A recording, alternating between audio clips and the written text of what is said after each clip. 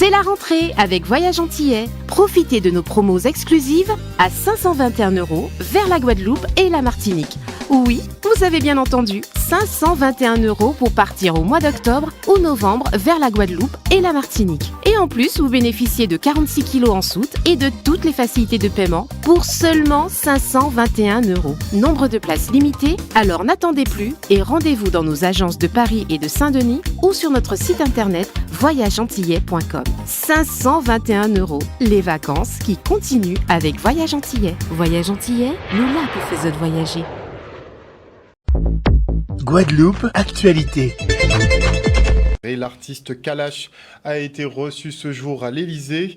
En compagnie de son avocat et sa femme, il s'est entretenu avec François de Kervert, le conseiller outre-mer du président de la République. Une rencontre visiblement facilitée par Brigitte Macron et qui devrait conduire à la venue prochaine du ministre des Outre-mer en Martinique. Peut-être arrivera-t-il d'ailleurs avant les renforts de CRS et autres forces de l'ordre qui sont attendus sur place, puisque malgré un week-end relativement calme, les négociations sont au point mort et la tension est encore bien palpable. On a encore des appels au blocage qui circulent sur les réseaux sociaux et c'est sans compter les annonces du ministre de l'Intérieur qui effectivement souhaite apparemment traduire en justice le leader du mouvement, Rodrigue Petitot. Et du côté de notre île, effectivement, le RP Prague Guadeloupe et Monde Guadeloupe tentent de s'organiser en cas de contagion sur notre territoire. Reste encore à régler quelques détails techniques avec les collectivités. On fait le point avec Ludovic Tolassi. Si le meeting doit se faire dans la rue, il se fera dans la rue. Ça, en fin de compte, nous, on voulait juste savoir quel est le positionnement de la région dans ses prémices, parce qu'on sait très bien qu'on est sur le point de subir une explosion sociale. Et on ne voulait pas, comme en 2021, que lorsque ça pète, en fait, que c'est lorsqu'on nous ouvre les portes et qu'on veuille qu'on soit assis autour de la table de la ronde. Donc, on a quand même demandé la jouissance de l'amphithéâtre de l'espace régional qui était fermé la première fois qu'on l'avait demandé. Là, on a envoyé un mail, ils n'ont pas eu le temps de traiter.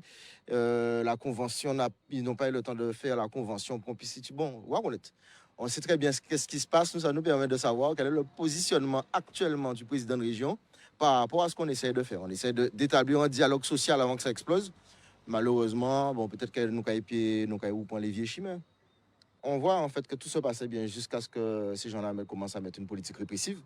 On a un ministre de l'Intérieur qui a dit qu'il y a des tables de négociation qui sont ouvertes en ce moment et qui veulent judiciariser le R en ce moment. Mais en fin de compte, les tables de négociation ne sont pas venues sous la bonne volonté de l'État. C'est parce qu'il y a une pression de la rue qu'il y a des tables de négociation. Ce n'est pas la bonne valeur de l'État. Donc, effectivement, peut-être qu'il va falloir qu'on arrive à un point où on met la pression. Mais malheureusement, qu'est-ce qui amène la pression? Ce sera de la violence dans la rue, des trucs, des magasins déchirés, etc. Et en fait, à un certain moment, ils vont vouloir judiciariser, ce sont toujours les mêmes qui seront derrière les barreaux. Le discours sera le même. Qu'avons-nous fait pour pouvoir rétablir des choses ensemble, pour que notre jeunesse ne se retrouve pas dans la rue à commettre des exactions?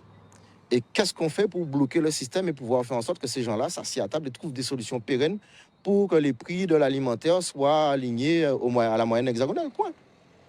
Et c'est ça qu'on va discuter ce soir avec les présents. Les absents, bon, peut-être qu'on peut parler de la culture, des faits pays là avancés, mais tant qu'on ne se met pas ensemble, en fait, on ne pourra rien faire. Hein. Non, il n'y a pas de blocage sans violence. Le blocage en lui-même, c'est une violence. Passer à la caisse payée 3 fois le prix, c'est une violence. Il y a de la violence économique, il y a de la violence matérielle, il y a de la violence quand on envoie une CRS 8, battre une population, tout est violent. En fait, il n'y a pas de résultat. On a l'impression que le dialogue social pour éviter la violence, c'est pas un but que nous faut dans un pays là. Chaque fois que nous essayons de faire, nous sommes toujours obligés de passer par la case violence avant.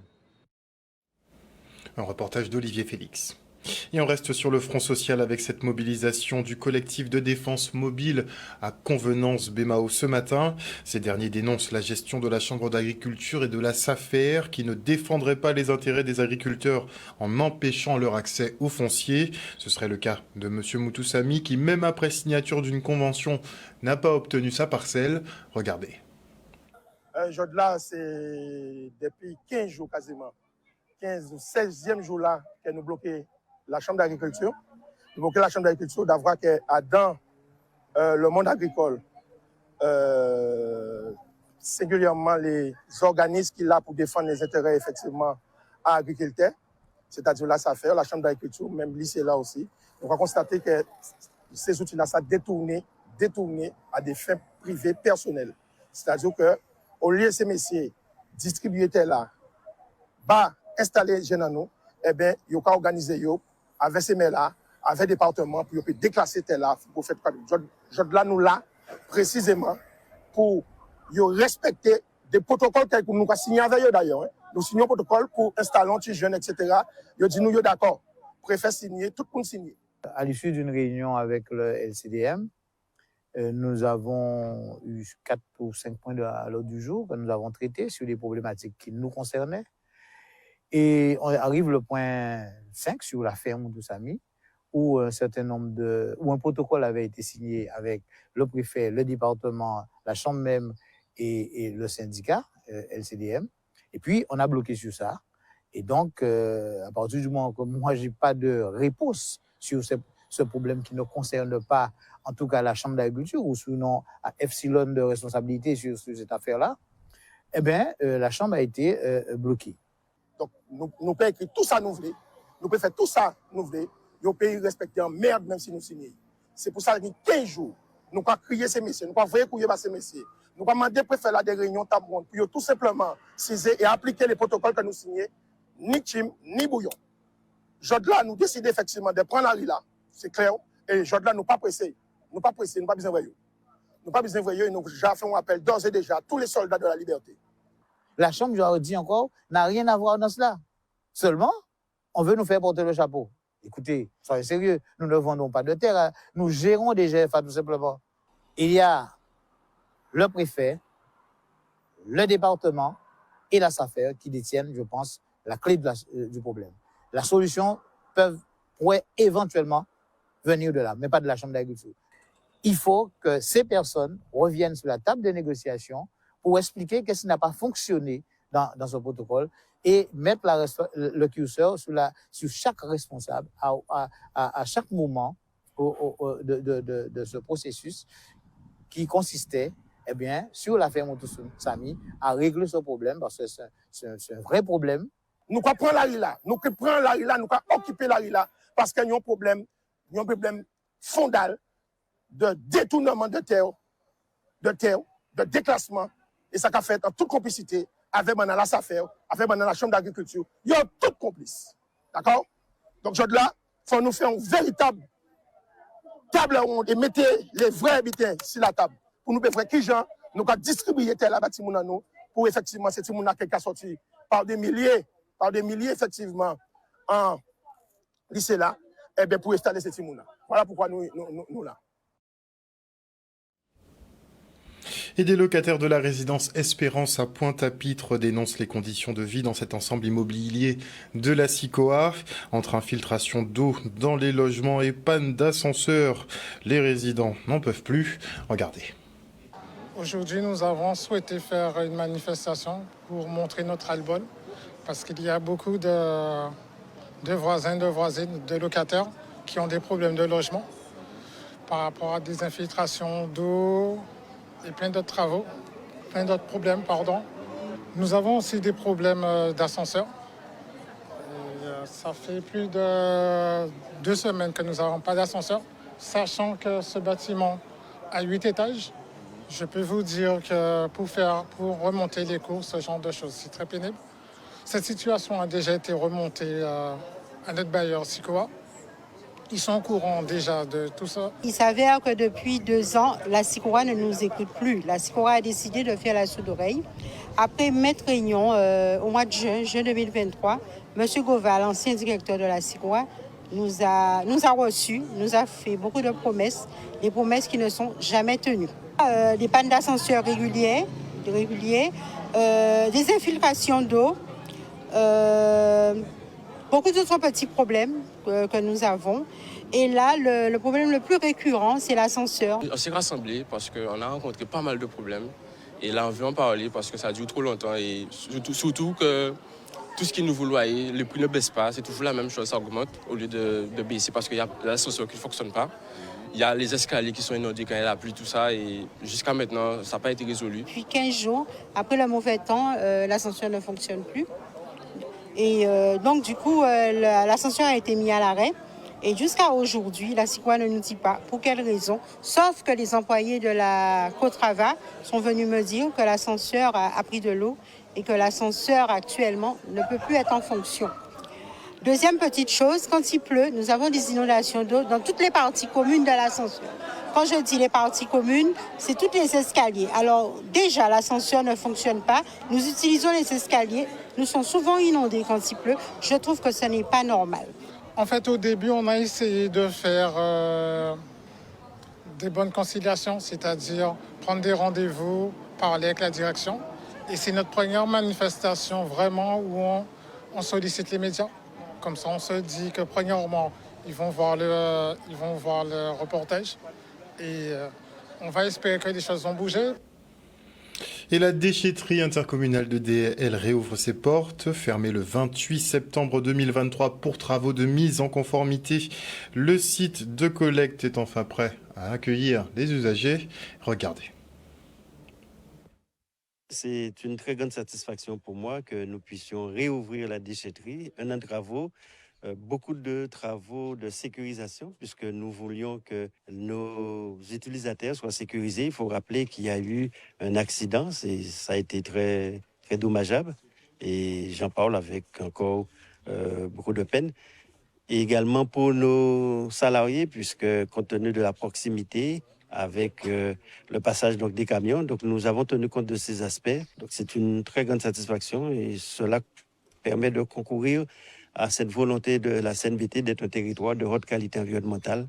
On a la déchetterie de Pointe-Noire, la déchetterie du Lamentin, la déchetterie de Déhay, celle de Petit-Bourg qui va se terminer et bien sûr celle de Goyave qui va commencer. La déchetterie de Déhay existait déjà, mais il y avait quelques problèmes de fonctionnalité, notamment il y avait un point relativement dangereux compte tenu du passage des camions qui desservent du moins une zone d'activité en hauteur et par conséquent on a voulu éloigner les agents qui se trouvent en bordure de route pour qu'ils soient plus en sécurité et puis apporter un complément de moyens de collecte aux administrés de la commune. Franchement, je suis content parce que j'allais à Pointe-Noire, le trajet était difficile pour moi. Quand j'ai su que la déchetterie était ouverte aujourd'hui, j'ai profité pour jeter. Je n'ai pas de message à faire passer, c'est juste qu'il faut faire la conscience des Guadeloupéens. Parce qu'on a des déchetteries, c'est fait pour. Parce que des gens comme moi, ou comme plus grands que moi encore, ils n'ont pas encore eu la mentalité de jeter à la déchetterie. Parce que moi, je suis né dans ça. Franchement, ça me dérange pas d'aller à la déchetterie au moins 5 fois dans la journée. Au moins, je sais que c'est un endroit sûr. En termes d'habitants, c'est d'un confort et d'un pratique, bien sûr. On l'attendait depuis un petit moment, cette réouverture. Hein. On est très contents. Comme ça va permettre effectivement de tout stocker proprement plutôt que de retrouver ça dans la nature. Et ça, c'est quand même beaucoup mieux. On va faire aussi une campagne de communication pour que les administrés puissent vraiment prendre possession donc, de cette déchetterie. Et ma très grande satisfaction, c'est de voir que le premier jour de la réouverture, nous avons eu 2 utilisateurs, 2 administrés qui sont venus pour remettre leurs déchets. Donc j'invite toute la population de Déhay, du Nord Basse-Terre, à venir sur place, la déchetterie, en plus avec des amplitudes horaires, du mardi jusqu'au dimanche, de manière à permettre qu'à toute heure qu'on puisse venir. Retour maintenant sur la conférence organisée par la ville de Capesterre. C'était autour de la santé mentale. Regardez. Le thème de la soirée, c'est la santé mentale. Alors, la santé mentale, c'est un thème qui est assez vague. Donc, aujourd'hui, plus particulièrement, nous avons des intervenants qui ont choisi de présenter la dépression. La dépression qui est une vraie problématique au niveau de notre société. C'est un mal qui touche un grand nombre de personnes et malheureusement, il y a le déni dans certaines familles. Ils voient que leurs proches sont mal, mais qu'ils ne vont pas spécialement vers les professionnels qu'il faut. Donc, cette conférence est là pour éduquer, faire de la prévention.